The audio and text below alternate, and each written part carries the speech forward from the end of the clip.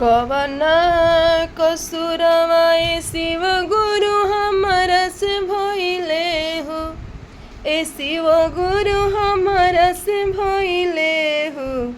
ए शिव गुरु कवना कलम से लिखल भागत दुखवा मोर ओरात नइखे हो।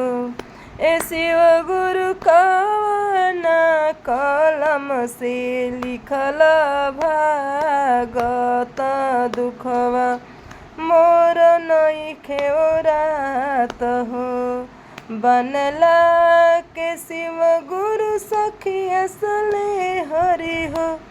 ए शिव गुरु सखिया सले हरि हो।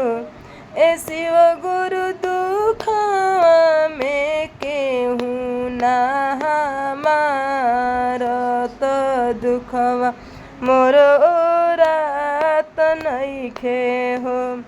ए शिव गुरु दुखवा में केहू ना हमारत दुखवा मोर ओरात नइखे हो।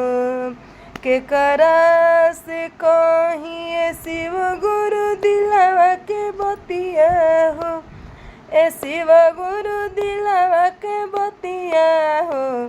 ए शिव गुरु कुछु नहीं सूझे मोर उपाय त दुखवा मोर ओरात नइखे हो।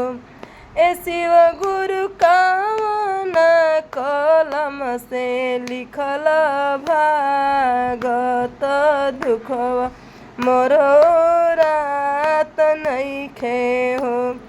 हर हर महादेव। हम लोग गायिका बक्सर जिला से विभा पांडे। हमरा वीडियो करवा लोग सपोर्ट करे जा। हम हर तरह के मांगलिक गीत गावेनी। लोग कैसन गीत चाहिए कमेंट में ज़रूर बताएं जा।